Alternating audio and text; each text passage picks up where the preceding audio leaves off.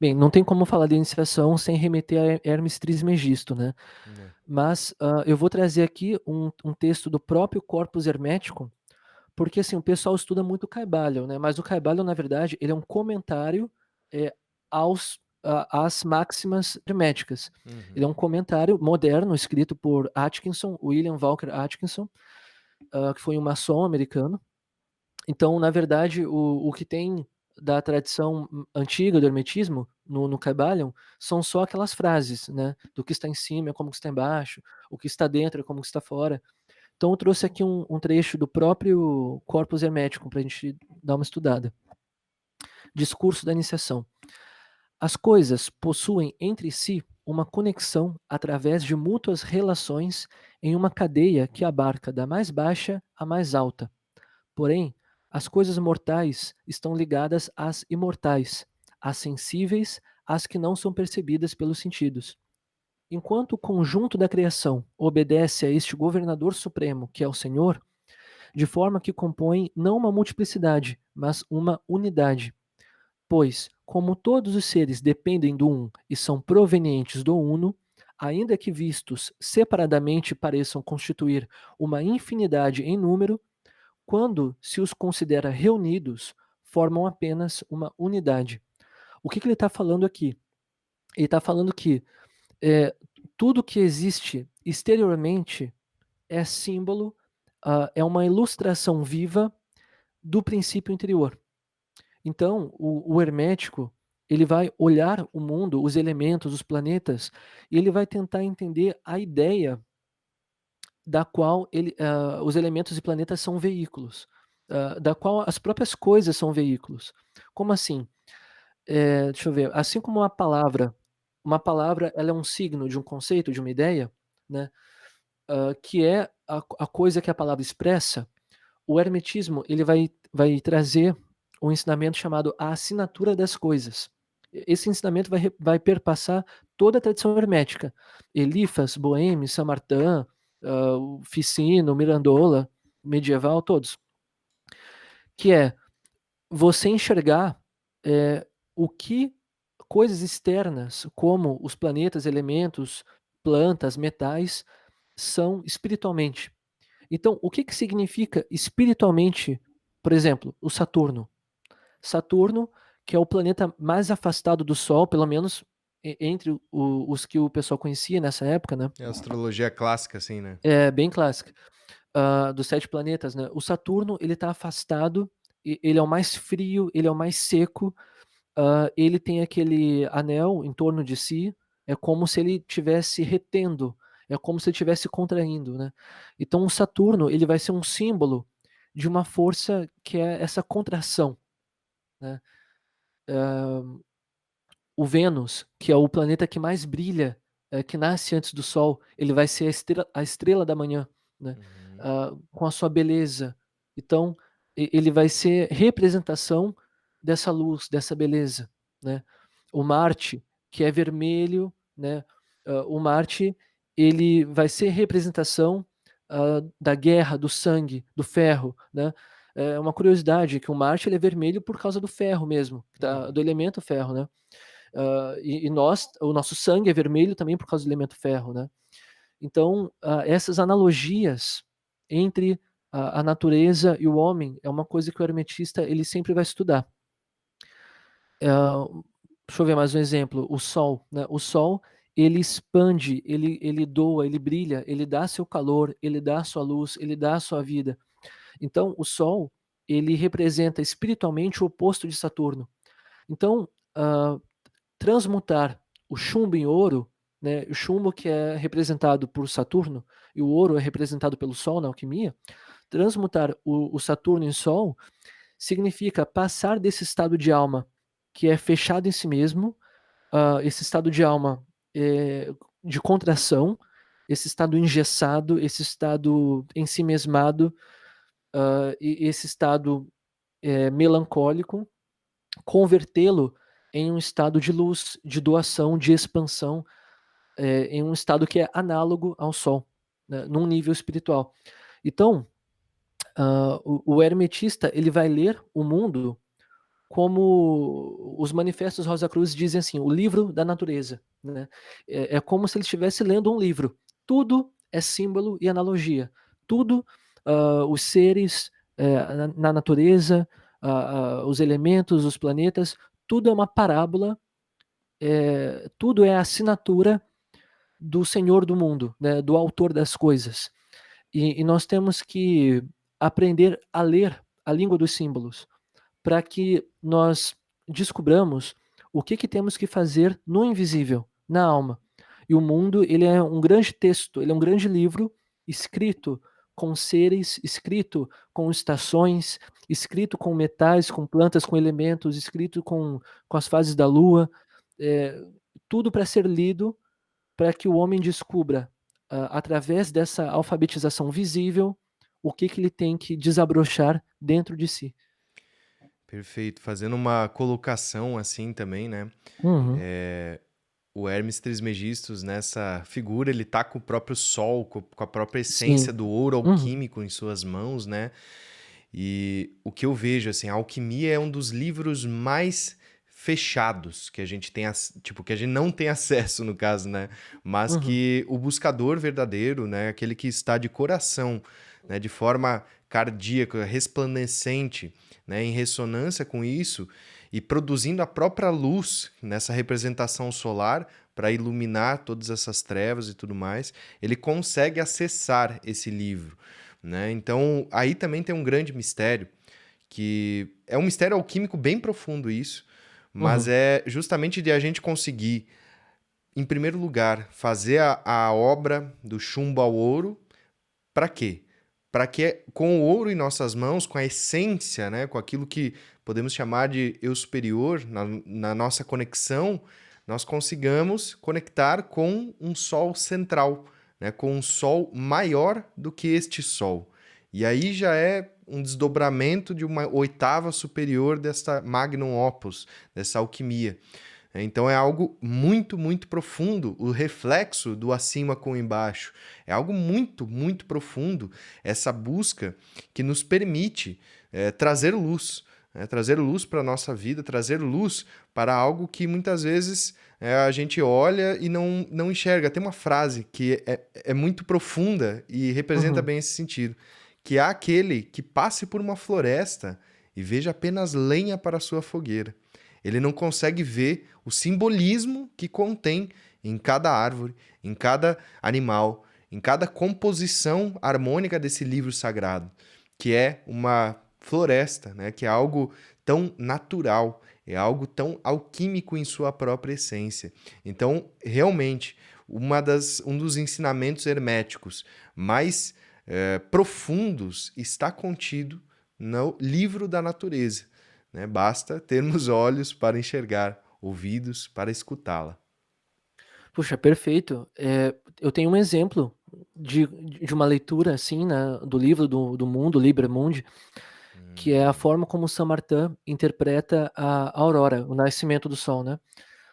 Ele diz o seguinte, eu esqueci de anotar aqui, mas eu lembro mais ou menos de cabeça, que com quando o sol irrompe, né, no oriente, né, quando a manhã irrompe, toda a multiplicidade das estrelas é ofuscada pela luz do sol. E ele enxerga nisso o seguinte: a multiplicidade, que é o mundo fragmentado, dividido, né, onde a gente pensa que as coisas são separadas, que os seres são independentes. Todo esse mundo, ele se esvai quando nós enxergamos a unidade transcendente da realidade. Então, o nascimento do sol, que faz apagar todos os astros, ele é visto como, o momento em que a Terra, né, ela se volta para o Sol, ela se volta para a luz e apagam-se os erros, né, você enxerga a verdade. Então, o hermetista, ele vai enxergando o mundo de uma forma tão diferente, que é como se o universo inteiro se transfigurasse para ele. Esse universo mesmo, né, material, com os seres, com as coisas, se torna uma grande parábola. Para dar um exemplo, no Paracelsus, ele enxerga em uma mera árvore, olha quantas coisas ele enxerga. O Saturno nas raízes, por quê? Porque as raízes, elas se contorcem ali debaixo da terra, ou seja, no frio, no seco, Uhum. naquela aspereza, né, eh, elas absorvem as águas ali, né. Em seguida ele enxerga o Marte no tronco, por quê? Porque o tronco ele vence a resistência da terra, em busca do sol, então ele é aquela paixão violenta que se dirige para fora, né. Ele enxerga o sol na expansão dos galhos, dos ramos, com a árvore crescendo, se dando. Ele enxerga a lua nas folhas, por quê? Porque as folhas, elas recebem a luz do sol, então, assim como a lua, ela é passiva com relação ao sol e ela se nutre do sol, a as plantas, com suas folhas, elas, recebem passivamente a luz do sol que as alimenta, né. Ele vê Júpiter nos frutos, ele vê o Mercúrio na semente, porque toda aquela informação, está contida ali. Então, é como se por trás do signo, né, assim como a palavra é signo de uma ideia, os seres mesmo, as coisas, se tornam signos do transcendente. Então você olha para uma árvore e você enxerga arquétipos, você enxerga instruções, né, que estariam fora do seu alcance se você não tivesse sido alfabetizado na linguagem dos símbolos, que é o que a iniciação faz. Então o universo se torna, assim, legível para o iniciado. Exatamente. Exatamente. Do corpus hermético também. Começarei de start meu discurso por uma invocação a Deus, o Mestre, Criador, Pai e envoltório do universo inteiro, aquele que sendo um é tudo e que sendo tudo é um, pois o pleroma de todos os seres é um e está no um. Não que o um se desdobre, mas os dois conjuntamente perfazem apenas a unidade. Guarda este modo de pensar, ó Rei, durante todo o decurso de minha exposição, pois se alguém tenta separar do um, tomando a palavra tudo no sentido de uma pluralidade e não de uma totalidade, que parece ser tudo e um e mesmo, acaba, coisa impossível, por ter separado o todo do um, por destruir o todo. O que ele está dizendo? Que o todo não deve ser enxergado como uma multiplicidade. A multiplicidade é aparente. Por quê? Tudo é interdependente, tudo está conectado, né. A história de qualquer objeto, de qualquer ser, se entrelaça com a história de todo o universo. Então, esse cosmos interligado, harmônico, no qual, o seu nascimento, por exemplo, ele coincide com um arranjo das estrelas. Uhum. E isso é um só acontecimento. O seu nascimento, e o céu astrológico não deve ser visto de uma forma supersticiosa, como se, as estrelas estão soltando uma coisa em cima de você na hora que você nasceu, não é isso. É porque é realmente o mesmo acontecimento, numa mesma sincronicidade. Dentro dessa organicidade do universo que é uno, que é costurado, ele não é feito de seres independentes, ele é feito de seres que dependem uns dos outros para tudo, para existir, para se manter. Lembrei até uma frase de Saint-Martin, acho que eu tenho como abrir aqui, bem interessante a respeito disso. Eu É, vou ler aqui o do livro de Saint-Martin. beleza. Diz assim: "Porque todas as águas que o globo encerra comunicam-se umas com as outras? Por que nada mais fazem, além de circular e passar alternadamente por precipícios infectos e por veios puros que as clareiam? Por que o ar que enche a atmosfera segue a mesma lei, introduzindo-se em nossos pulmões e nos canais das plantas? Por que todos os fluidos da natureza passam incessantemente de um lugar a outro para o benefício de tudo que existe? Por que são como se os emprestássemos uns aos outros, como se bebêssemos todos o mesmo licor e não fizéssemos mais que passar o cálice uns aos outros? É para nos ensinar que essa é a lei do Espírito sobre nós, que toda a atmosfera da inteligência é contígua, unidade suprema e universal. Participamos todos do mesmo pensamento. O mesmo espírito circula em todos os seres pensantes. aurimos, sem cessar, da mesma fonte. Nossos espíritos comunicam-se por nosso alimento intelectual, como nossos corpos pela circulação dos elementos. Como seríamos, pois, separados da vida? Tudo é vivo. Como teríamos inimizade pelos homens? Estamos sentados à mesma mesa, bebemos do cálice da fraternidade. O que Saint Martin está dizendo aqui? Bem Que profundo. nós nos acreditamos separados, né?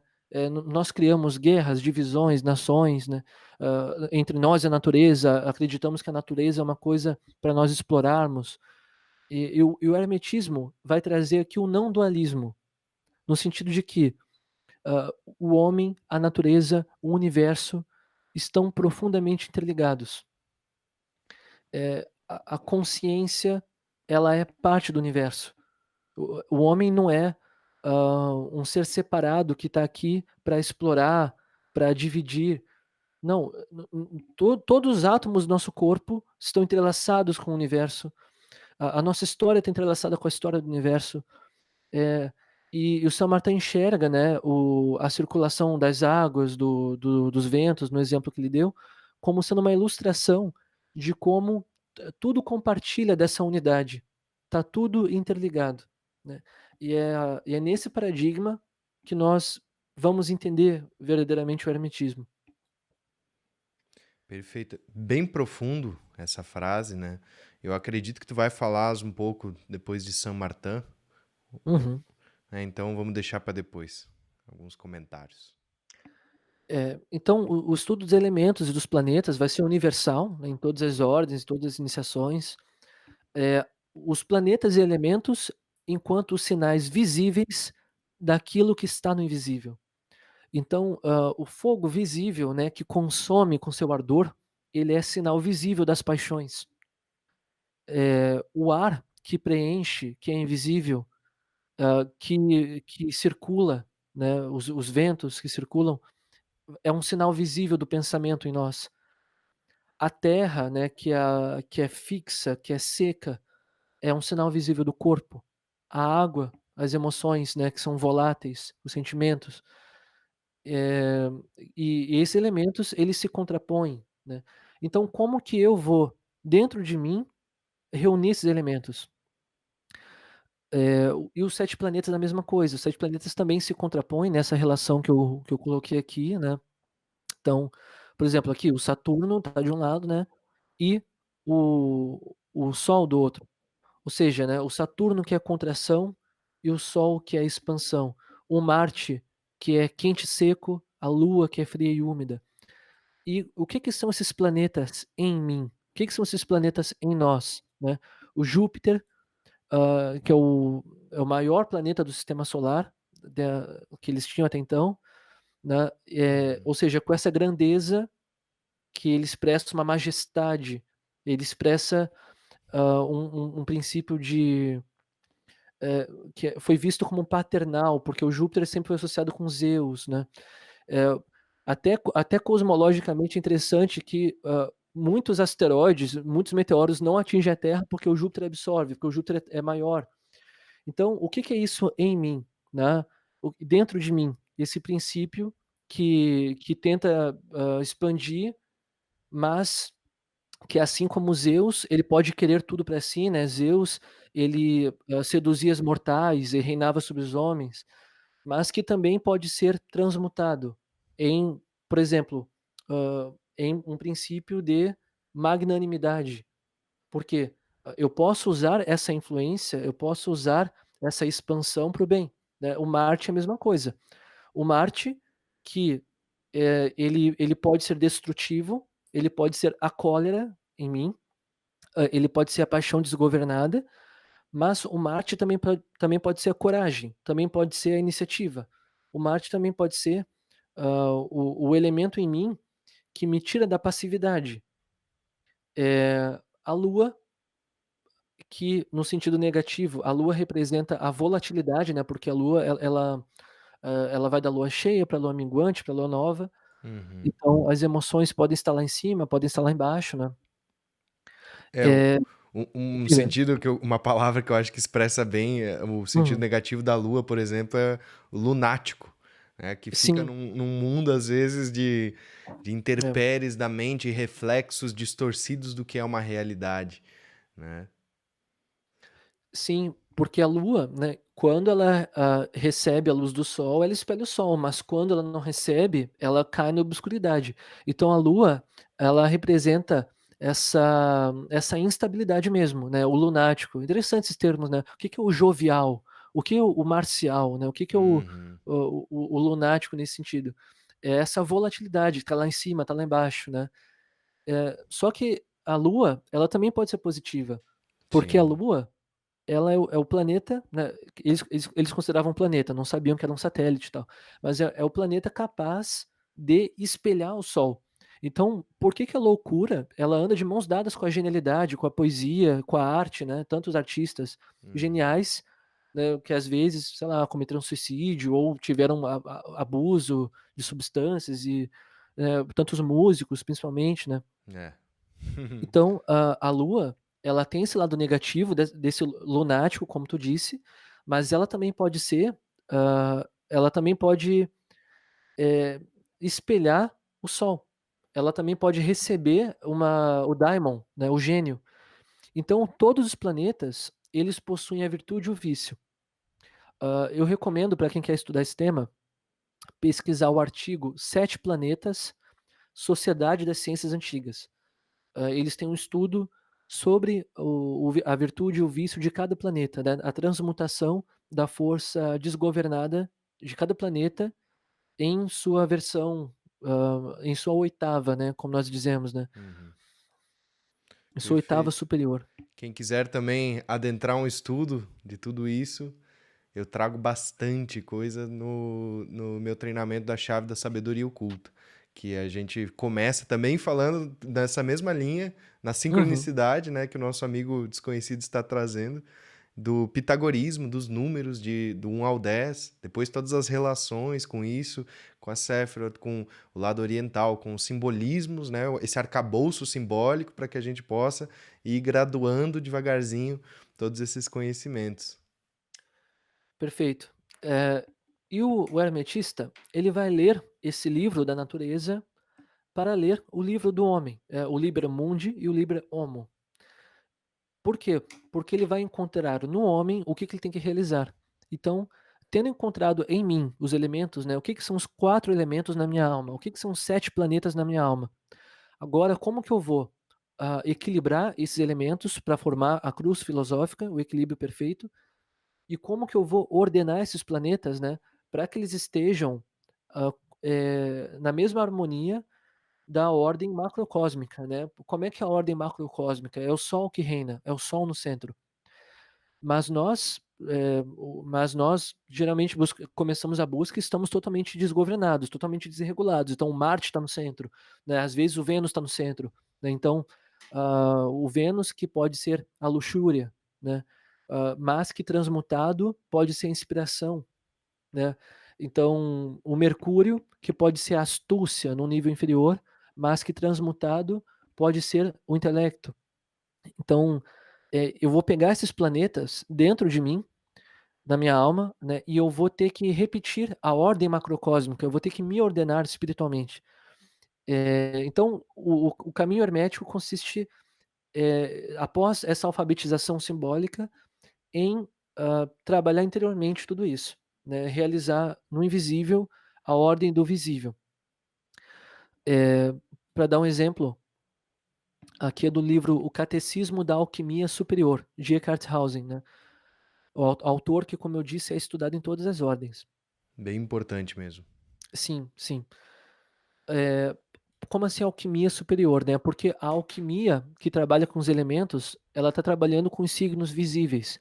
E aqui a gente está, vendo do que essas coisas são signo, né, na minha alma. Então a pergunta, né, através de qual sinal se reconhece um homem que comunga com a luz? A partir de um fato, ele reconhece o sinal da cruz na natureza, o grande símbolo da força de dissociação, de separação do puro e do impuro, do perfeito e do imperfeito. Ou seja, aquela separação, do fixo e do volátil, aquela separação do ouro e dos elementos impuros, né, que o alquimista material realiza nos elementos, o alquimista espiritual, ele vai realizar dentro de si. Então, eu tenho que separar o puro do impuro dentro de mim, eu tenho que dissolver todos esses condicionamentos, todos esses egos que estão internalizados, né, os vícios, as paixões, para que eu possa deixar reluzir a minha essência, que está, ofuscada pelas manchas, por toda essa sujeira, né, que eu acumulei em torno de mim. Uhum. Então, o alquimista espiritual, ele vai trabalhar dentro de si, vai realizar o laboratório dele é ele mesmo. Essa gravura aqui é de um discípulo de Jacob Boehme, chamado George Gistel, que ele viu os planetas dentro de si. Interessante que isso foi em 1600, ele não tinha contato com a tradição oriental, não tinha contato com o hinduísmo, com o budismo, nada disso. E ele enxergou esses centros psíquicos. Isso é uma visão mesmo dele, e ele associou os centros com os planetas. É Olha bem só que interessante. interessante isso. Essa gravura é do livro A Senda do Homem Celeste, publicado no Brasil pela Polar, editora Polar.